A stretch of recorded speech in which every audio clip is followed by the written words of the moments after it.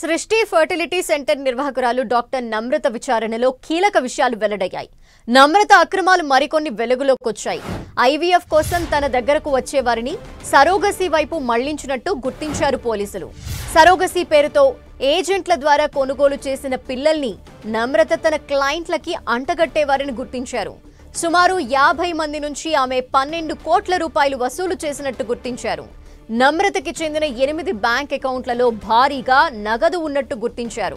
అంతేకాదు నమ్రత అకౌంట్ నుంచి సంతోషి అకౌంట్లోకి భారీగా నగదుని మళ్లించినట్టు కూడా నిర్ధారించారు.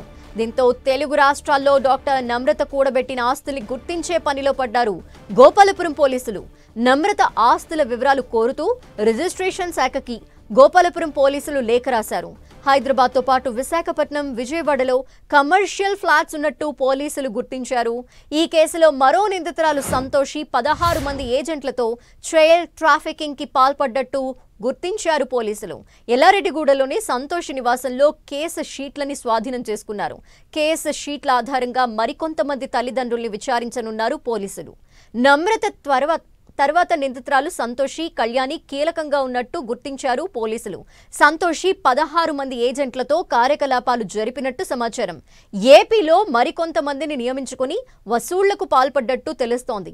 మరోవైపు ఈ వ్యవహారంలో మరో కేసు నమోదైంది. హైదరాబాద్కు చెందిన దంపతుల ఫిర్యాదుతో పోలీసులు కేసు నమోదు చేశారు. ఈ కేసులో ఇప్పటివరకు 26 మందిని అరెస్ట్ చేయగా 7 ఎఫ్ఐఆర్లు నమోదయ్యాయి. మరోసారి డాక్టర్ నమ్రతని కస్టడీకి తీసుకోవాలని పోలీసులు భావిస్తున్నారు. మరోవైపు ఈ కేసులో అరెస్టులు కొనసాగుతున్నాయి. మరో 8 మందిని పోలీసులు అరెస్ట్ చేశారు. దీంతో ఈ కేసులో అరెస్టుల సంఖ్య 25కు చేరింది. నిందితుల్ని అరెస్ట్ చేసి రిమాండ్కు తరలించారు. ఇటు నమ్రత కస్టడీ కోరుతూ పిటిషన్ దాఖలు చేశారు పోలీసులు. సరోగసీ పేరుతో చైల్డ్ ట్రాఫికింగ్ కి పాల్పడ్డట్టు, ఈ వివరాలతో పాటు 86 మంది సరోగసీ దంపతుల వివరాలు సేకరించాల్సిన అవసరం ఉందంటూ పిటిషన్లో తెలిపారు. పిల్లల్ని ఎక్కడి నుంచి కొనుగోలు చేశారన్న దానిపై విచారించాలని వివరించారు. సికింద్రాబాద్కు చెందిన ప్రముఖ గైనకాలజిస్ట్, రీసెర్చ్ ఇన్స్టిట్యూట్ కన్సల్టెంట్ గా పనిచేసిన వైద్యురాలి లెటర్ హెడ్లు నమ్రత వినియోగించినట్టు తెలుస్తోంది. ఆ వైద్యురాలి లెటర్ హెడ్ పై మందులు, ఇంజెక్షన్లు రాసిచ్చినట్టు గుర్తించారు. తన పేరుతో లెటర్ హెడ్ చూసి ఆశ్చర్యపోయిన ఆ వైద్యురాలు పోలీసులకు ఫిర్యాదు చేశారు. దీంతో నమ్రతపై మరో కేసు నమోదు చేసి దర్యాప్తు చేస్తున్నారు పోలీసులు.